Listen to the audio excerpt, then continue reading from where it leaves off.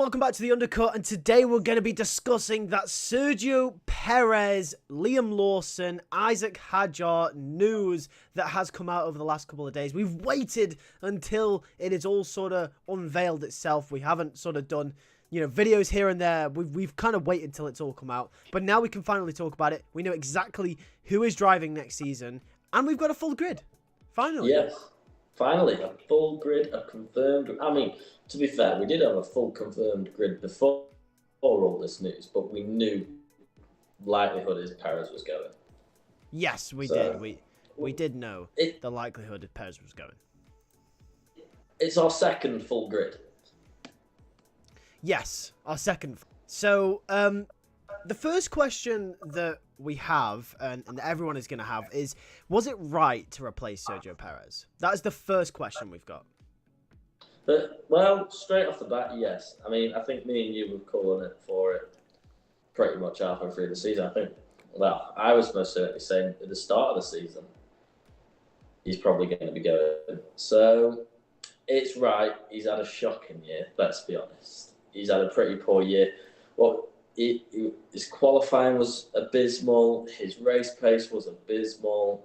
He just wasn't good enough to be in that top team.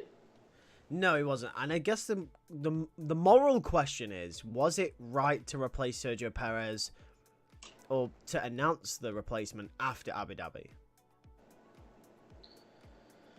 Well, I mean, you either replaced him mid-season or you do it after Abu Dhabi.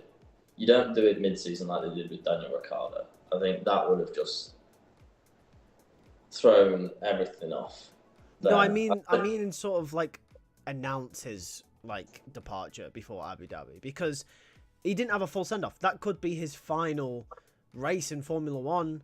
And I mean, it's not like he's, it kind of is the Daniel Ricciardo effect. Like, it's not like Sergio Perez has been a slouch his whole career. He's won Grand Prix. He's been one of the, he's been one of the best drivers in the last 20 years, I'd say, probably. He's been phenomenal. Yeah, he's been a good driver. I mean, is it sad that he's not had a send-off at Abu Dhabi then? I get it, Sergio Perez fans, yeah. They'd probably say, yeah, it is sad, but I don't know. I mean, I think they were still contemplating who was going to go in that seat. I think some of the words that Christian Horner said, that he's saying Perez made this decision to leave by himself. I don't believe that one bit. I don't believe that one bit, but that's sort of the words that Horner's putting across, is that it's Perez's decision mainly, that he thought he needed this break, which I don't believe really. Yeah, and by extension though, does this mean, is this Perez's end in Formula One, or is there a chance with Cadillac, do you reckon? I don't know. There's rumours that he's targeting 2026 now, obviously taking a year out. We know he's got a family. So maybe this year might be a deciding year. I mean, isn't there rumours that, is it Ferrari at Le Mans? Yeah. Or something. So that's a rumour. So I don't know. Is it Perez? It really depends on this year, really, because obviously his family and everything. He's like, does he want to hang up Formula One? We'll see. I think there's a door open at Cadillac for him. I think there is. I think there's a couple doors open maybe for next year, but a top team, I think that's it. Yeah, I agree. A top team, 100%. I mean, that brings us nicely on to the next question then, which is, was Liam Lawson the right man to replace Sergio Perez at Red Bull? Should it have been Yuki Tsunoda, as Christian Horner and Red Bull made the right choice between their two RB drivers? Well, I think a heavy sway has come from Helmut Marko on this. It's got to be. Yeah, I think I wouldn't have said Liam Lawson was the right one out of the two. I mean, from what I got from Christian's words about Liam, was they thought that Liam's quali pace was slightly faster than Yuki, and at the race pace, there wasn't too much to choose between them. Which I think is complete and utter BS, by the way, because Yuki beat Liam 6-0 in qualifying this season. Yeah, I think it is BS as well, and I think race pace wise. Like he was saying, there's not much between them, and it was like Yuki's had 4 years, Liam's had half a year, or not even half a year, like a quarter of a year, and there's not much between them. So he was like, this could be like a meaningful like progression for Liam, showing that he's got more pace to progress, whereas this could be Yuki's top point. Kind of a dig at Yuki, really. Yeah. But I think it's a huge mistake from Red Bull to choose Liam Lawson over Yuki Tsunoda at this point in time. Look, it might work out for him next year, it might. But at this current moment, I would have gone with Yuki.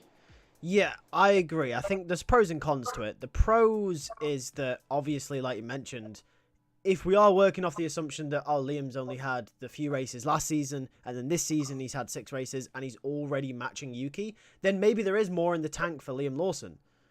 But obviously the cons of it are, once again, is if Yuki Tsunoda hasn't hit his ceiling and he turns out to be a top driver, they're going to waste Yuki Tsunoda by not putting him in that Red Bull. So there are pros and cons to this, definitely. Do I think it should have been Yuki? Definitely. Should have been Yuki, without a doubt.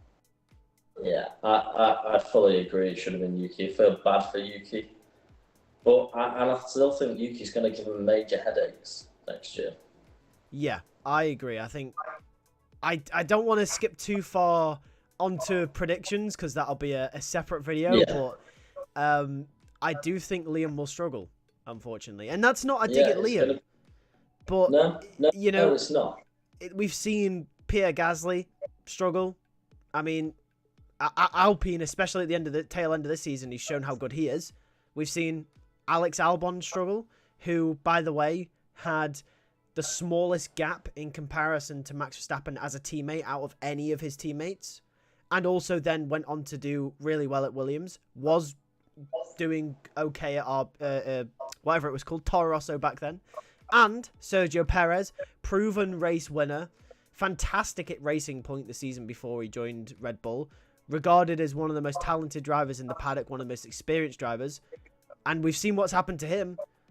I just think the same's going to happen to Liam Lawson, and you don't want to waste the talent and knock his confidence when he clearly seems to be a good driver. You don't. I mean, it's a difficult one because obviously if it works out, it looks great, but it rarely works out, especially at Red Bull. So it's one to watch for next year. We're not going to get into it until the predictions. No, of course not. And that obviously leads us very nicely onto the last question. And we knew this was coming, but we had to wait for confirmation because we knew there was maybe rumours about Franco Colapinto replacing the Liam or Yuki or whoever was going to Red Bull. But it is now been confirmed Isaac Hadjar of Formula 2, of the Red Bull Junior program, will be racing in Formula 1 with RB next year, replacing Liam Lawson. Is Hadjar the right man for the job? Yes, because that is the whole point of that team. The definition of that team is to progress Red Bull's junior drivers through. So, by definition, Hadjar had a pretty good year last year in F2. Yeah. Come up into this next step up into Formula 1, which is the B team for Red Bull, essentially, to show his stuff. And that's, by definition, what the Racing Bulls, which is what they're called next year, no more of this B-carb shit. Thank God. Yeah. The Racing Bulls, that's by definition what they are and what they should be doing. And I think it's a good move for Hadjar, and I'm interested to see what he's doing. A lot of rookies next year. There is, and I'm in complete agreement. I think it is what that team's built for, and I'm seeing so many negative comments saying, "Oh, it should have been Colapinto. Colapinto deserves a seat. It should have been him in RB. Like, why would you go with Hadjar?" I think you're missing. The people who are saying that are missing two things. Number one, Hadjar came really close to the F2 title last year, or this season, should I say? Only beaten out by Bortoleto ever so slightly. The second thing is, like you mentioned, That is what Racing Bulls is for. Racing Bulls is literally there to bring the junior drivers through for Red Bull. Something that us as fans, and I know some of you out there will be thinking the same, they have been criticised for over the last couple of years. Bringing in Daniel Ricciardo at RB. Not progressing Yuki Tsunoda. Bringing in Sergio Perez at Red Bull. All things that Red Bull are doing that aren't, or are holding up their junior program. And because of that, they've lost so many different junior drivers over the years because they haven't been progressing them. And now they're finally doing it. So it's a good thing. I'm glad that Hadjar is getting a chance. And look, if Hadjar doesn't work out, I'm sure you could sign Colapinto. I'm sure it wouldn't be that difficult. He doesn't have a seat. Yeah.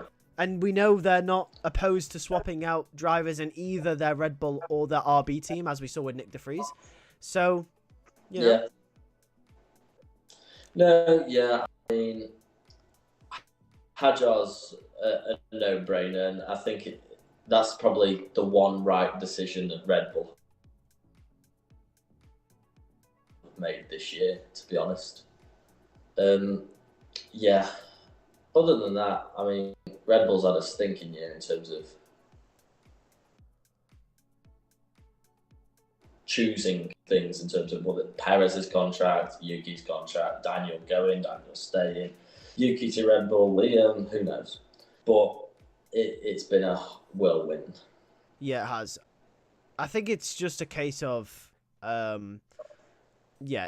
think they've really been yin-yanning, and I think they finally sorted themselves out, where every single driver driving for Red Bull or RB has come from the junior academy now. And they're out where they want to be, which is fair enough. And that's one thing they have got right. You can say it shouldn't have been Liam, it should have been Yuki, yada, yada, yada. But at least every driver in there is from the Red Bull Driver Academy now. So they've got that sorted out. One thing I will say is Daniel Ricciardo should be in that Red Bull at the moment. They should be they should have tested out Daniel in the Red Bull. That was the be all and end all. And I did think they screwed up there. But apart from that, I think they've done pretty well with this driver situation. I don't think it should be Liam, but at the very least, they have sorted their junior problem out now. They are progressing the drivers. And yeah. Yeah, well, we'll see what next year brings. Yeah, we will. But with that pretty much brings us to the end. Is Isaac Hadjar the right man for RB? Is Liam Lawson the right man for Red Bull? That's the big question. Should have been Yuki Tsunoda. Let us know in the comments below, and we'll see you next time.